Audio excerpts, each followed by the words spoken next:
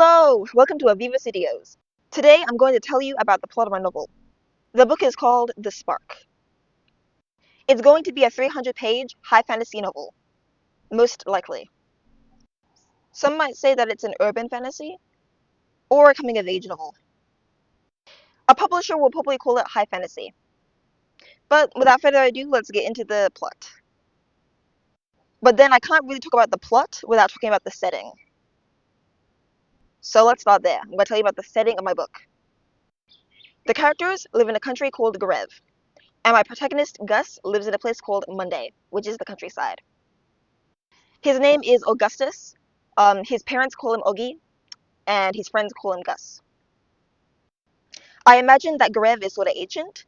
It has very few laws and regulations. They haven't heard of worker rights. The age of consent is 15, and there are no police. Not as we know them. The police in this place are hired by rich people to solve problems that they want to solve, right? So if you have a problem with someone, if someone hurts you, you either have to deal with it yourself, or you have to hire someone in your town to deal with it. There are these people called Nighthawks who settle disputes, but you have to pay them, right? So there's no police, you have to pay people to deal with problems, or you have to deal with it yourself. I think Monday looks pretty. I think Monday looks prettier than I can draw. Like, I would like to draw these nice landscapes, but I can only do some vague, boring thing. So just imagine a really gorgeous landscape here that I can't create. And also street smarts. The people of Garev have this custom where they sharpen the teeth of their boys, and probably a lot of different other customs that I can't think of. Um, Also, like the color red is considered masculine and the color blue is feminine. I thought of this dance they do, where all the men wear red and orange, and all the women wear blue and purple. I also thought of styles that they have.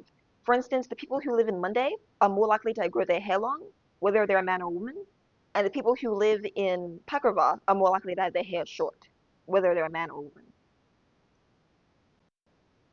The people of Garev have this custom where they sharpen the teeth of their boys, and probably a lot of different other customs that I can't think of. Um, Also, like the color red is considered masculine and the color blue is feminine. I thought of this dance they do, where all the men wear red and orange, and all the women wear blue and purple. I also thought of styles that they have. For instance, the people who live in Monday are more likely to grow their hair long, whether they're a man or a woman, and the people who live in Pakrava are more likely to have their hair short, whether they're a man or a woman. In this world, some people some people have energy inside them called phylexia, colloquially called the spark. The spark controls and shifts the natural world. So some people can control light, some people can control plants, some people can control fire, water, energy, right? So I'm not going with the four elements thing. I'm going with So it's a shifting of natural things. I can imagine a person who has the power to control dreams. The people who have the spark are called shifters. Shifters. There's two perspectives in this book, and I'm going to start with Gus. One day when Gus is 8 or 9, he discovers he has the spark. He can control types of energy. So I'm thinking electricity, static electricity, sound waves. Uh, Help me out here. It's a very dangerous power because he can manipulate people's brains, right? Because there's electricity inside your brain. His parents are happy about this because it makes life easier for him. You know, he can get a nice job with it.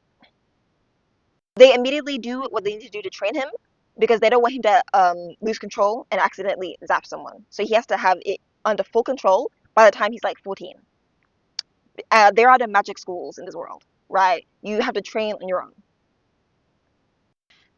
Gus does not have a big circle of friends. At school, he hangs out with this kid called Aaron, who I think he hides his power from just because having powers is kind of scary, and you don't want people to know that you have a scary power.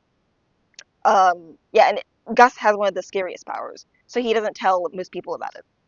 Uh, he hangs out with his cousins, Champion and Grace, and his sister Emma when he's at home in Monday. His cousin Grace has the spark. She has the power to control fire and ash. And he also has a pet pig called Benny. He got him from his uncle's farm. One day, his cousin Grace gets into trouble with the law when she uses the spark to like set something on fire. Um, I don't think she meant to do it, or maybe she did. I don't know. It wouldn't change the story if she meant to do it, right? But she gets in trouble with the law, and he doesn't see his cousin for a long time. He's super bummed out about it because his cousins were the only real friends he had.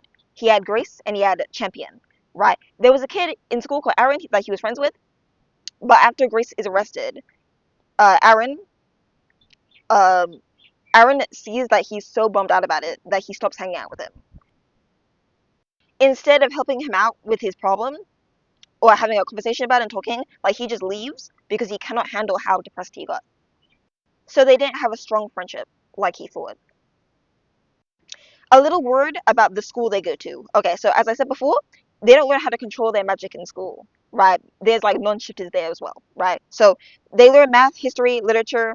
Maybe they learn about what magic is, like where it comes from, and the theories about it, because no one really knows what magic is or where it comes from in this world, right? So there's like theories that they have. Like some people say that magic comes from the ground. Some people say that it comes from spirits and demons. Some people say that it's just a thing that exists in living things, right? Because also animals have the spark as well. So there's animals that have the spark, and when they have the spark, they transform into something different, right? Something like kind of scary. So in their school, they will probably learn about the history of their country. They will learn about the magic animals and what happens to them when they have magic, um, and also math, I guess. So now I'm going to tell you about three important characters in the school: Ryan, Michael, and Zachary. Right, Ryan, Mike, Zach. They're all shifters. Ryan has the power to control temperature, which means he can control the weather. Mike can bend sunlight, and Zach can control electromagnetic waves that come from the Earth's core. To put it simply, he can make force fields. One day, when Gus is 13, he sees Mike pick on this kid, and he stands up to him. And Ryan isn't mad about it. He's actually impressed. I'm not entirely sure when Gus and Ryan start talking to each other. I guess it's going to be soon, though.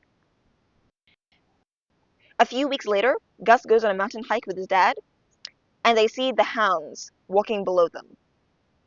The hounds are this world's version of werewolves. The werewolves are called Severix hounds.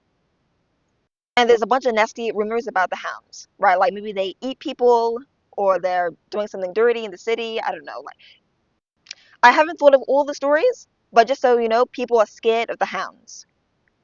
And they come from Pekrova City. Right? So Gus avoids them with his dad.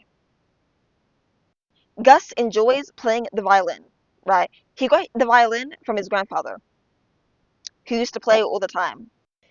His grandfather taught him how to play when his parents were homeless and they didn't know where to go, right? So for a while they didn't have a house, so they went to move in with their parents, right? So Gus was with his grandfather and he told him how to play in his spare time while his parents were out trying to look for jobs to get back on their feet before they found their house and moved in there. I imagine he plays the violin to calm himself down after he sees the hounds. And many, many times for like birthday parties and events. When Gus is 18 years old, the hounds come to their house. He's terrified. He's lying in bed. Um, the doors bang. There's a bang on the door. He hides under the bed. He doesn't face the problem because even though he has powers, he's still like unsure what to do with them. His power is very dangerous, and he doesn't want to kill anyone, so he just hides under the bed. In the morning when he wakes up, his father is gone, and they're all looking for him, calling out his name, right? The mother calls out, Lucas, Lucas, and there's no response.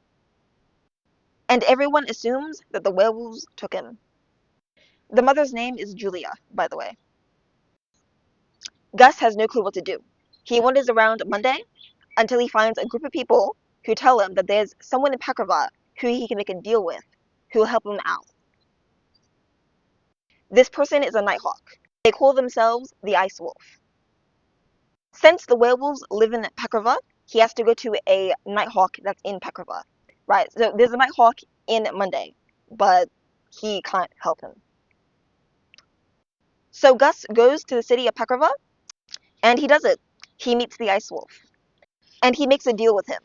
He either gives him money, or he does something that the Ice Wolf wants at that time.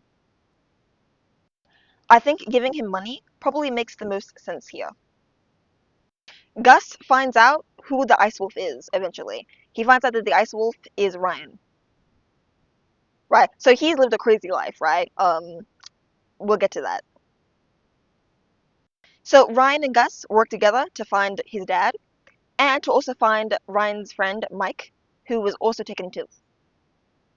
They find out that his dad wasn't taken by werewolves. He was actually taken by Cinder, right? Cinder is a villain who has the power to control fire and ash. Right? Probably guess who it is, yeah. So Gus recognizes her as his cousin Grace. I'm not sure what her plan is, actually. I had several things in mind. I had an idea that, oh, she just wants to get back at this city for arresting her when she didn't deserve it. I had another idea that she wants to prove herself to these other shifters who are criminals. Maybe it could be both. So I'm not sure what her evil plan is, but she wreaks havoc on the city, right? And that'd be interesting too. Again, it can't be a strong story unless I fully understand the character and where they're coming from. So I've got to think of something, but I'll definitely write that she's mad at the city for arresting her. But I do think there should be more to it. I'm trying to invent several different villains for this book because the idea is that the whole city is a villain, right? So we got Cinder, and I also had this idea of a guy who has the same power as Gus. So he has the power to control electricity, and he uses it to like zap the energy out of people's brains, which is really scary. And I thought of this other lady who has the power to control the wind, but I can't think of names for them. So Gus and Ryan eventually rescue Lucas from Cinder, and they rescue Mike from another villain in the city. If I ever turn this story into a movie, I'm gonna have a scene where Gus is taking his father home, and the song Lakehouse from Of Monsters and Men plays in the background. That'd be great. And then after the song, the next significant thing happens. Gus tells his dad that he has to go back to Pekrova to stop Cinder and the other villains. And his dad is very upset by that. But Gus charges back in. He meets back up with Ryan in Pekrova so that he can stop her. And Ryan gives him two gifts. The first gift is lightning in a bottle, which I thought was so cool and so whimsical. And the second gift is a sword.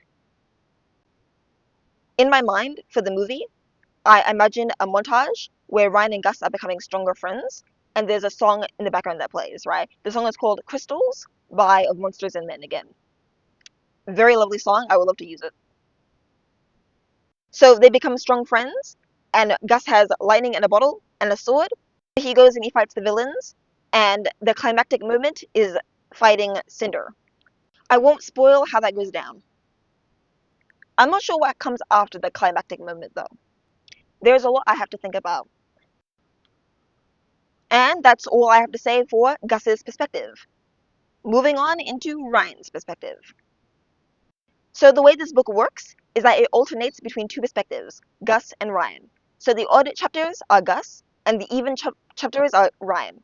So I'm going to go to his perspective, where we get to grow up with him, right? So we learn everything about his childhood. We learn everything about his life as he grows up, right? So, which is one of the reasons I said this could be seen as a coming of age. Um, I don't know if I'm going to write it that way though. Like, I feel like a coming of age has to be written a certain way, and I'm not doing that. Enter Ryan.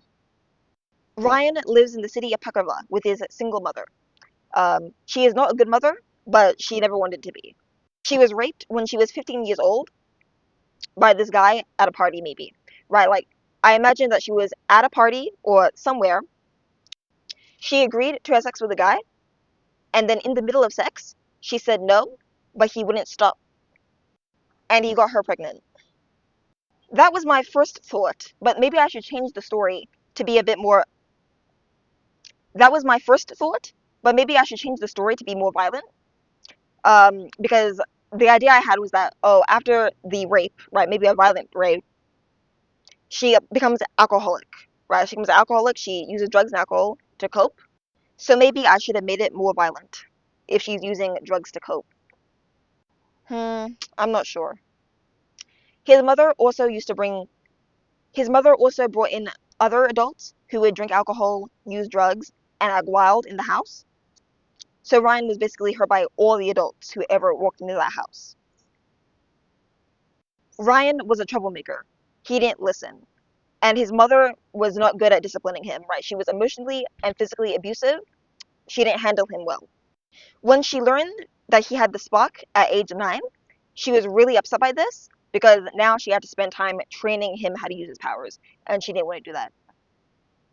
So he never got to experience that thing that Gus experienced when his parents were so excited that he had powers. Because his mom just hated everything about him, which made him very sad and very angry. He spent most of his time with his friends and playing in the woods with his pet dog Bella to escape. One day, his mom brought this greasy guy in, right, to have sex with. And Ryan says that he blames himself for what happens next, right? Because Ryan says, I let him in my room, right?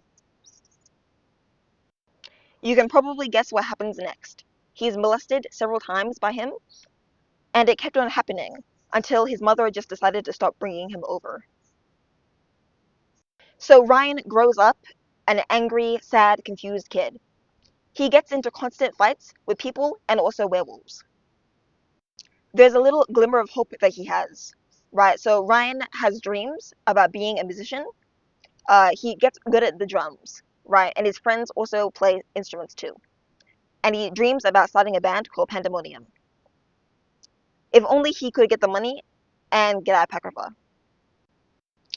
But Ryan, Mike, and Zach don't raise money so that they can get the equipment they need. Instead, they gamble until they run into debt. In order to pay off his debt, Ryan decides to become a Nighthawk, a person they pay to deal with disputes in the city and also in Monday, right?